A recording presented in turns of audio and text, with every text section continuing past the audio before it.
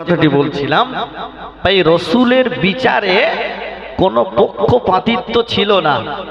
ছিল কি? চাচা বলে বিচার একরকম নয়। আজকে দুনিয়ার অধিকাংশ নেতাদের বিচারে পক্ষপাতিত্ব থাকে, কোলে টানাটানি থাকে। টাকাওয়ালাদের বিচার একরকম, গরিব মানুষের বিচার একরকম, দলের লোকের বিচার একরকম, দলের বাইরের লোকের বিচার আর একরকম, নিজের কোন লোকের বিচার একরকম, পরোয়া কোন লোকের বিচার আর একরকম।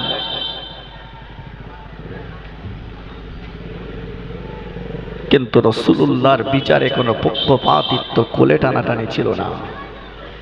নবী বললেন, চাচা বলে আলাদা করে কোনো বিচার হবে না। সাহাবীরা সকলের বাঁধন ঢিলা করে দিলেন। সকাল হয়ে গেল, মসজিদে নববী শরীফে বিচার বসে গেছে। এই ৭০টাকে কি করা যাবে? তো সিদ্ধান্ত হলো ৭০ জনের ভিতরে যারা লেখাপড়া জানে, একজন ১০ জন মুসলমানকে লেখাপড়া শেখাবে, মুক্তি পেয়ে যাবে। আর যারা লেখাপড়া জানে না, ওদের মুক্তিপণ দিতে হবে। তো লেখাপড়া না জানা ওয়ালাদের ভিতরেও রাসূলুল্লাহর চাচা বলছে, বাবা আমার কি তাহলে বাড়ি যাওয়া হবে না? কেন চাচা যান?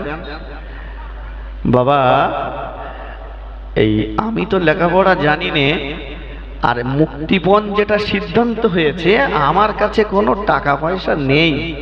সহায় সম্পত্তি যা ছিল সব বদরের ময়দানে আসবার আগে বেচাকেনা করে আবু জেহেলের হাতে তুলে দিয়েছিলাম।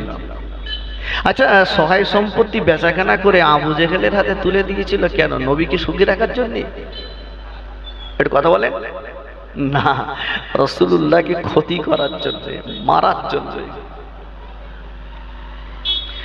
আল্লাহ নবী বলেছিলেন, চাচা যান, ও আমার চাচা যান, একটা কথা আমার কাছে গোপন করছেন, একটা কথা আমার কাছে লুকাচ্ছেন। চাচা যান, বদরের ময়দানে আসবার আগে সব কিছু বিক্রি করে আবু জাহালের হাতে তুলে দিয়েছিলেন, কিন্তু না, একটা জিনিস চাচি আম্মার কাছে দিয়ে এসেছিলেন। চাচা যান, ঘরের ভিতরে নিরালায় নিরিবিলি নির্জনে আমার চাচি আম্মাকে ডেকে চাচি আম্মার কাছে তলোয়ারের সোনার বাটটা দিয়ে বলেছিলেন, বিবি চলে যাচ্ছি বদরের ময়দানে, যদি বেঁচে ফিরে আসি তো ভালো, আর যদি ফিরে না আসি এই তলোয়ারের বাটটা বিক্রি করে সংসার নির্বাহ করবে। ও চাচা যান, তলোয়ারের সোনার বাটটা এখনো তো আমার চাচি আম্মা জানের কাছে আছে। চাচা যান বলল, ও বাবা মুহাম্মদ, চাচি আম্মার কাছে নিরালাই নিরিবিলি নির্জনে তলোয়ারের সোনার বাট দিয়েছিলাম, ওই জায়গাটাতে কেউ ছিল না বাবা, আমি আর তোমার চাচি আম্মা ছাড়া। তুমি এটা কি করে জানলে বাবা? তুমি কি করে খবর রাখো বাবা? নবী আমার দয়া নবী বলেছিলেন, ও চাচা যান, আমাবস্যার কালো ঘুটঘুটে অন্ধকার রাতে পাহাড়ের চূড়ায় ছোট ছোট একটা পিপিলিকা যদি ঘুরে বেড়ায়, ওই পিপিলিকা সন্তান যে আল্লাহ রাখেন, ওই পিপিলিকার রুজির ব্যবস্থাটা যে আল্লাহ করে দেন, ওই আল্লাহ পাক আমি মুহাম্মাদুর রাসূলুল্লাহ সাল্লাল্লাহু আলাইহি সাল্লাম আমাকে জানিয়ে দিয়েছেন। চাচা জান বলেছিলেন, ও তুমি যে সত্যকারের নবী, এ ব্যাপারে আমার আর কোনো দ্বিমত নাই বাবা, আর কোনো দ্বিমত নাই বাবা।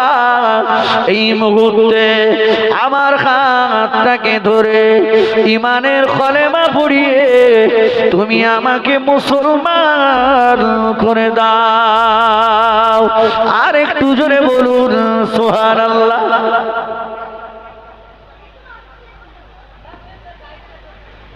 ভাই, আল্লাহ পাক ইমানদারদের সাহায্য করেছে না করিনি? হাজী সাহেব যারা বদরের ময়দানে গেছেন আমার কথায় সাক্ষ্য দেবেন। আল্লাহ আমি গুনাহগারকে দেখিয়ে নিয়ে এসছে বদরের ময়দানে যে পাহাড়ের উপরে আল্লাহ পাক 5000 ফেরেশতা নামিয়ে দিয়েছিলেন এবং খোদ জিবরাইল আমিন আলাইহিস সালাম বদরের ময়দানে ঘোড়ার পিঠে জিবরাইল আমিন নিজেও যুদ্ধে অংশগ্রহণ করেছিলেন। জোরে বলুন সুবহানাল্লাহ। আর একটু মন খুলে বলুন সুবহানাল্লাহ। আসুন, বিস্তারিত ব্যাখ্যা আমি দেব না। আমার বক্তব্য ছিল কেন আমরা নির্যাতিত। আল্লাহ বলেছেন, না না না, তোদের কোনো ভয় নেই, চিন্তা নেই, শর্ত তোরা শুধু ইমানদার হয়ে যা, মোমেন হয়ে যা। মোমেন, মোমেনের ডেফিনেশন কি? মোমেনের সংজ্ঞা কি? বাপ বড় শখ করে নাম রেখেছে আব্দুল মোমেন, গ্যাজার খোলকে দম না দিলে ঘুম লাগে না। এই মোমেন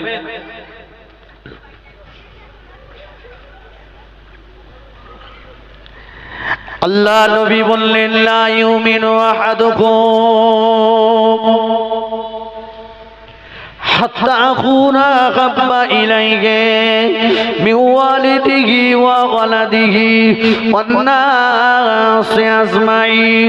অতক্ষণ পর্যন্ত তুমি পূর্ণ ঈমানদার হতে পারবে না যতক্ষণ না পর্যন্ত তোমার পিতা মাতা, তোমার সন্তান সন্ততি, গোটা পৃথিবী সব মানুষের চাইতে আমি রাসূলুল্লাহ আমাকে বেশি বেশি মহব্বত না করতে পারবে ততক্ষণ তুমি পূর্ণ ঈমানদার হতে পারবে না।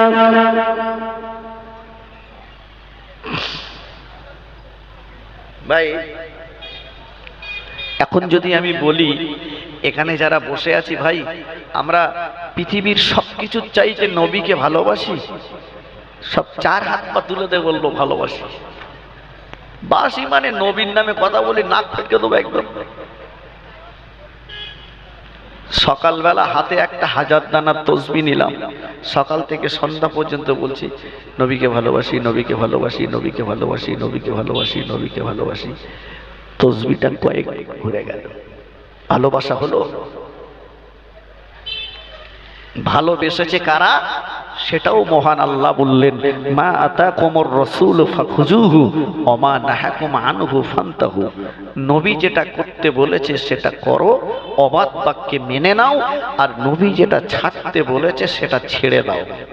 যে মানুষটা নবী পাকের করতে বলা কাজগুলো করলো আর নিষেধ করা কাজগুলো ছেড়ে দিল, ওই মানুষটাই তো নবী পাকের প্রকৃত ভালোবাসার দাবিদার, তাই তো নাকি? ফিরে আসি, এবার আসি নবীকে কতটা ভালোবাসি দেখা যাক। আল্লাহ নবী দুনিয়া জমিনে ভূমিষ্ঠ হলেন। আল্লাহ নবীর আম্মা জান মা আমেনা বলে, শিশু নবীর মুখটাকে নিয়ে আমি আমার বাম স্তনে লাগিয়ে দিলাম। নবী মুখটা ঘুরিয়ে নিলেন, আবার আমি আমার বাম স্তনে লাগিয়ে দিলাম। নবী মুখটা ঘুরিয়ে নিলেন, আমি আমার ডান স্তনে লাগিয়ে দিলাম। আল্লাহ নবী চুকচুক করে দুধ পান করতে লাগলেন। জোরে হবে না, মন খুলে বলেন। নাম্বার ওয়ান, আমি প্রথমেই বলেছি ওয়াজ বোঝার জিনিস ভাই। নবী বাম স্তন থেকে মুখ ঘুরিয়ে নিলেন, ডান স্তন পান করলেন, গোটা বিশ্ববাসীকে শিক্ষা দিলেন ইমানদার খাবে, মুসলমান খাবে ডান হাতে, শয়তান খাবে জোরে